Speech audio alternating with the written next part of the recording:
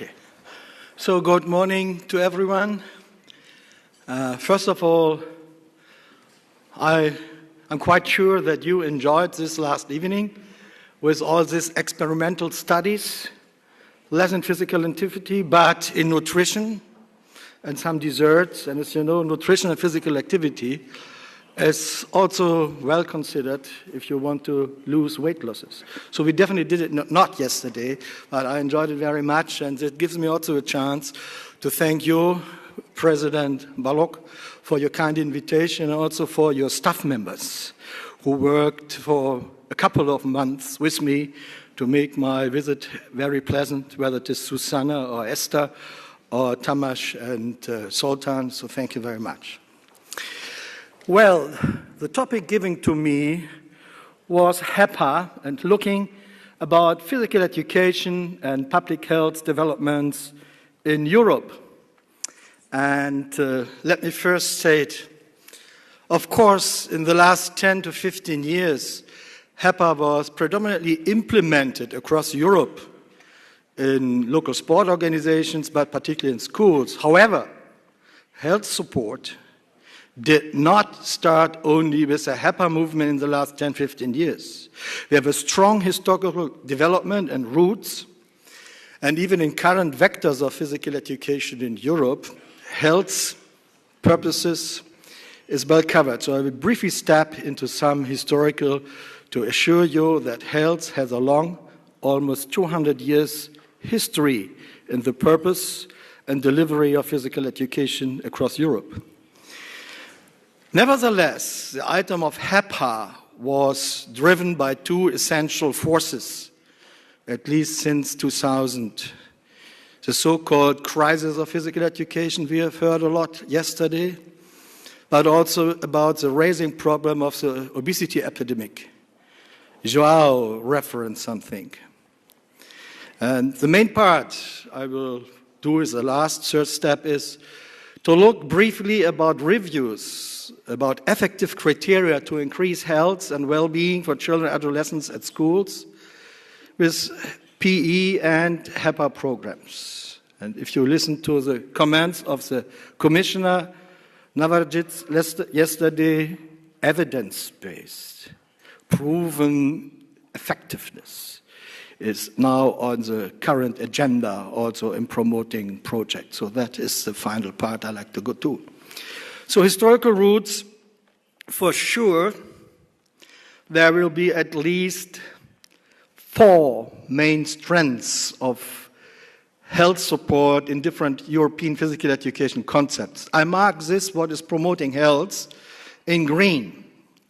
So with Gutsmuth's concept of pedagogical gymnastics, the Pestalozzi concept of elementary gymnastics, and particularly the Swedish gymnastic from Per-Henrik Ling, they were also implemented in some countries, not only in the countries of origination across Europe before mid of the 19th century.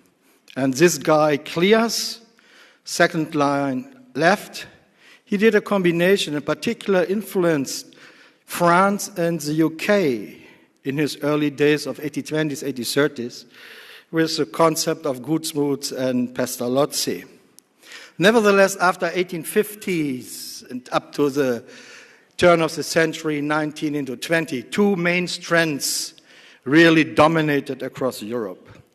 That's for sure the Swedish Ling gymnastics with more health purposes and the traditional sport, or better to say, the athletics and games movement from the famous headmaster, Thomas Arnold, and the public school movement, heavily visited by European experts in the second half of the 19th century.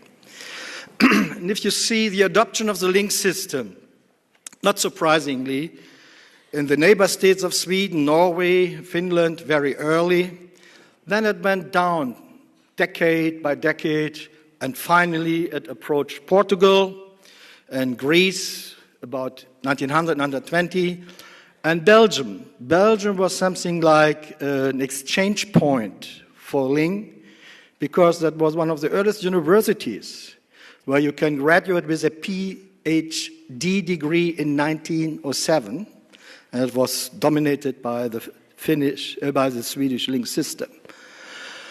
If you look to strengths, to the patchwork of European assimilation in different countries, you find different periods, decades, where the purpose of health were really implemented on curriculum, on state curriculum or regional curriculum level. So what is shown here for Germany in green, the health parts from Gutsmuts up to Ling. Rothstein was a German link, and we had also a second part with a reformed Turngren system around the turn of the century.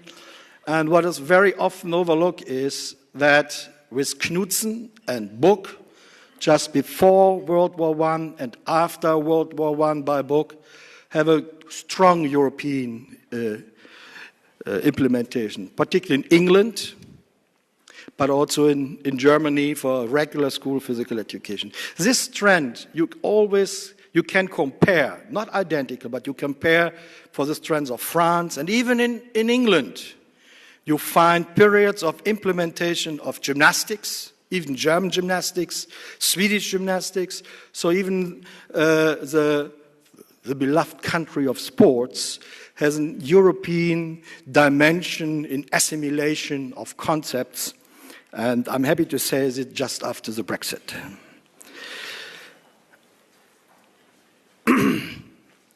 If you look up to the 1960s, we have more or less comparable a core PE curriculum in Europe regarding the purpose and aims and contents. But in the late 60s, early 1970s, 3 new vectors derived and were also assimilated step by step in different European countries. The so-called sport education concept, first outside the Soviet Union in East Germany, the so-called movement education concept developed in the Netherlands, and the modern health education concept developed particularly in Finland and Sweden.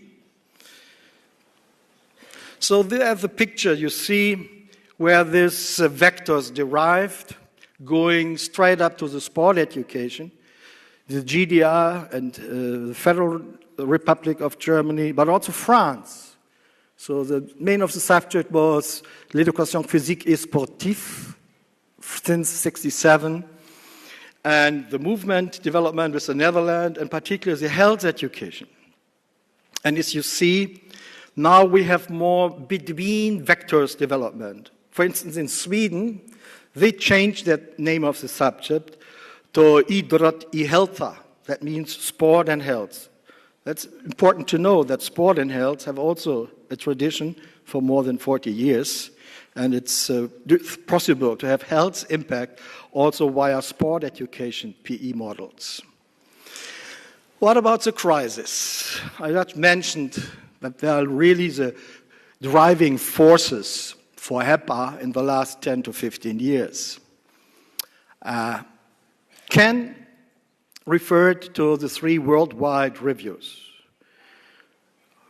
Probably some also know that he has done 2 European-based reviews in 2002, and the final one on behalf of the European Parliament, the PE study of 2007.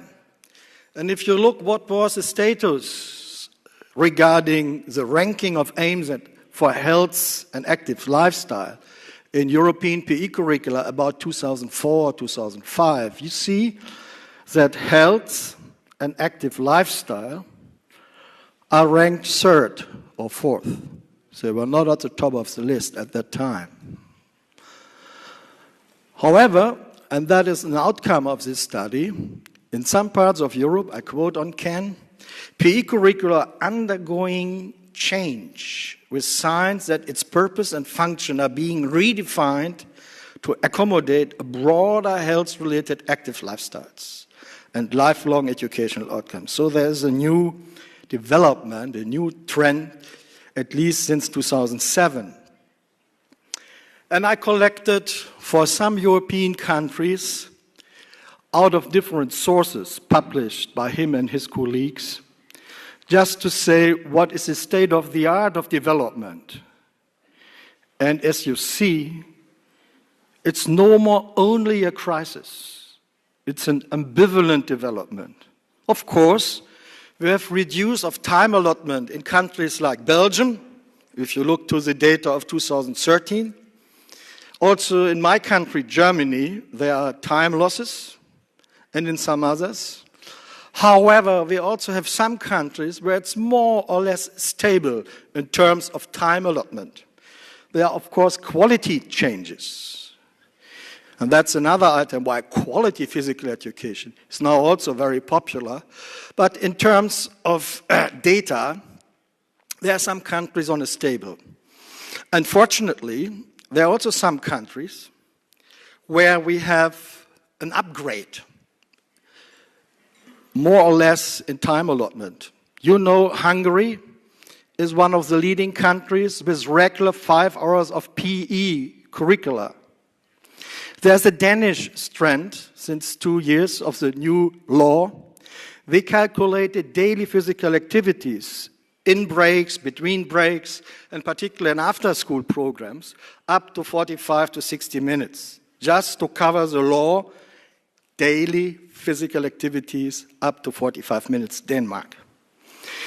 And also in England, if you see, I don't want to miss this, not only to please Ken Hartman, but for more than 10 years, we have a strong advocacy, at least in England, Wales, and Northern Ireland, the so-called school sport club link policy, supported by the Tories, but also by Labour in the last 15 years.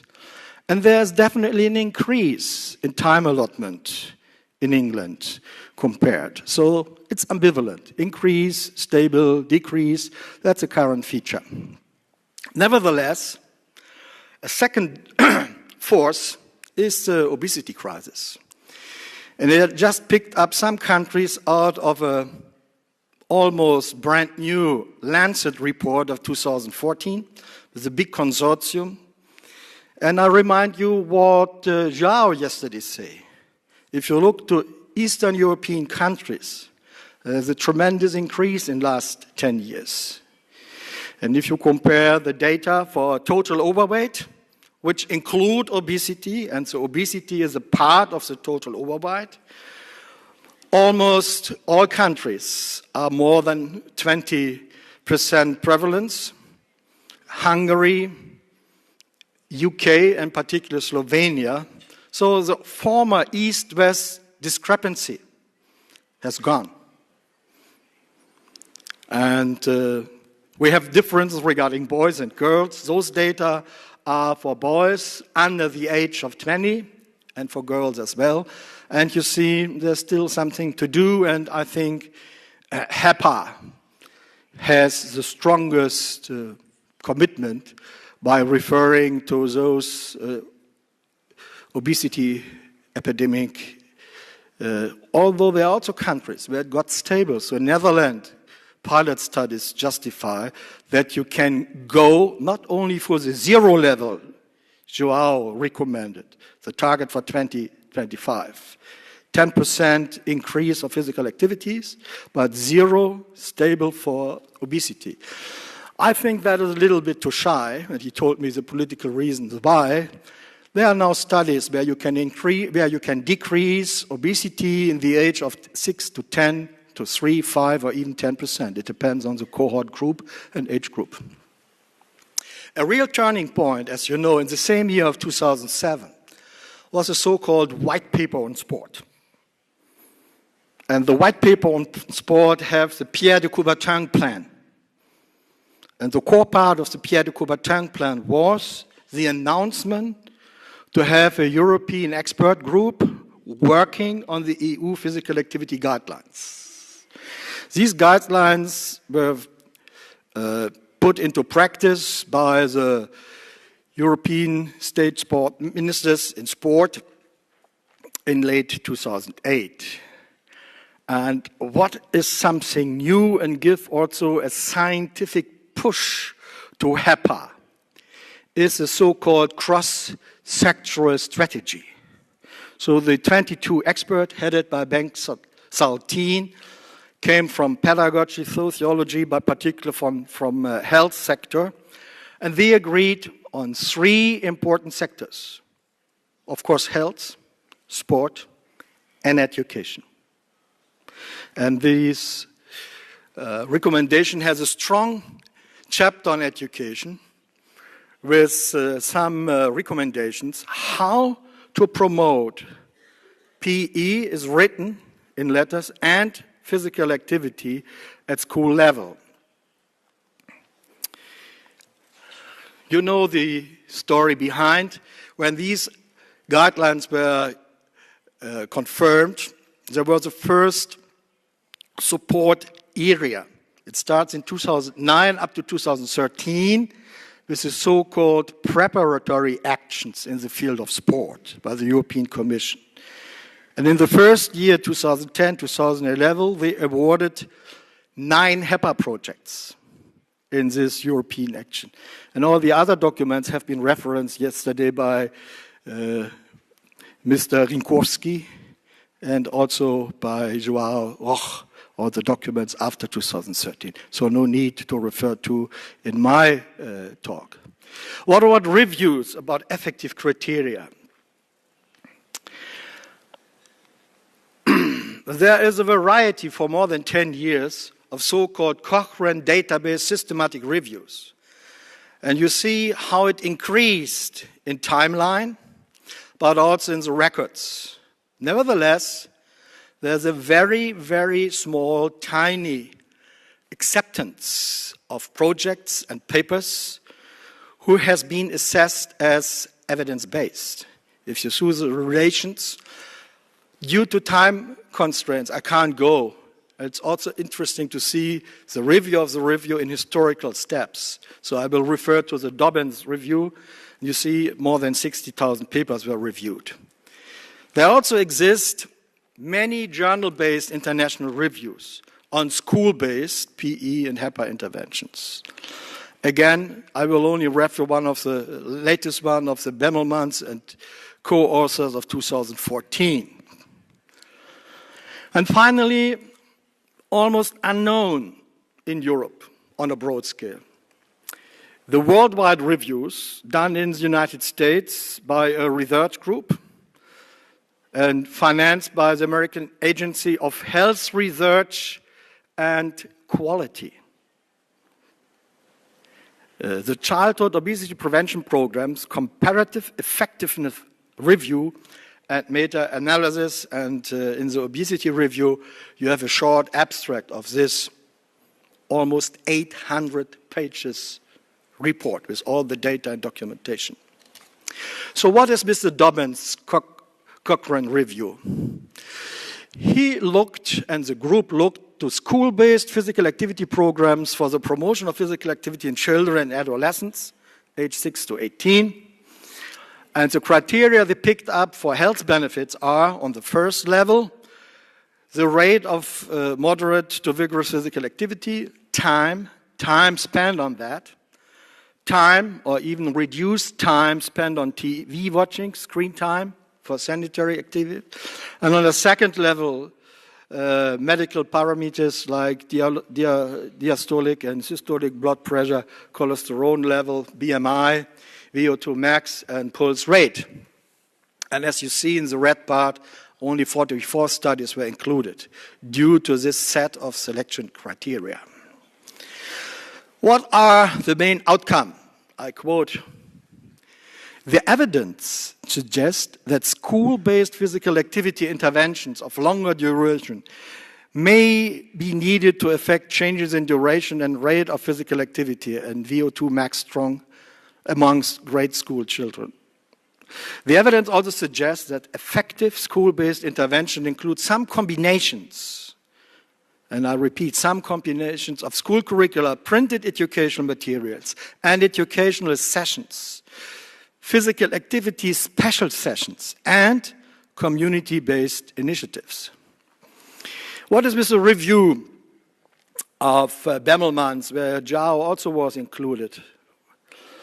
They identified 278 community-based interventions, CBI, And finally, they selected 71 projects. And their criteria was EU member states, implementation time, at least 12 months of duration of the intervention, school-based with intersectoral collaboration at local community level, so to work together with other stakeholders, and process and effect evaluation. They included 14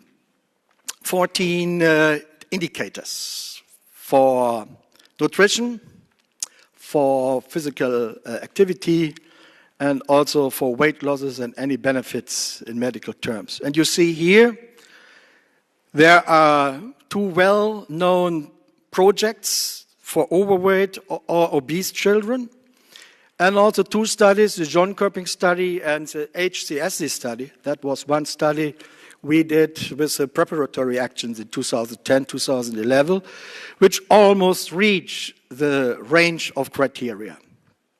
Nevertheless, the outcome is evidence supporting effectiveness on weight indicators is available, although the design and conduct of most of these studies were suboptimal. Let's have a quick look, because time seems to be over. In this review, we did two essential criteria sets. They looked whether it's a one-component intervention, only physical activities, whether it's a one component only with diet, nutrition, or it's a C, combination of PE and diet. And they look to the different settings where the program has been implemented. Is it only in the school setting? Is it based on two settings, schools with home component, or based on schools with a community component, or is it finally based at school, with home, and a community component? If you look to the C for schools, evidence, strength of evidence is insufficient in one setting. If you look to the C, to the combination, there are 28. There's an increasing moderate if you do it in two settings. It's also moderate if you do it in schools with a community component. Finally, if you have at least three settings, the strength of the evidence is going high. Surprisingly, for me, there are very few international studies outside Europe. Some in Australia, Canada, less in the US. But in Europe, in Belgium, Netherlands, also our study was selected. So that's a good message for EU promotion, that we're not only behind the Canadian development, US development, and Australian, so there are some strengths also in the European Union. Final results. According to the reviews, the Wang review, the Cochrane review, indeed, all documented mixed results about effectiveness. So it's ambivalent as well, whether it's go with only PE or HEPA interventions. So HEPA is not the mission to solve all problems we have. So with regard to weight losses, ambivalent, more time spent on physical, increased physical abilities or physical fitness or motor performance, and only little, that is something which strikes me coming from the pedagogical sector, only little is known about the psychosocial health or well-being benefits through physical activity and PE interventions. Of course, more effectiveness is recorded for primary school, not surprisingly. The younger you intervene, the more and the better is the outcome. However, there are also some positive results we should in mind.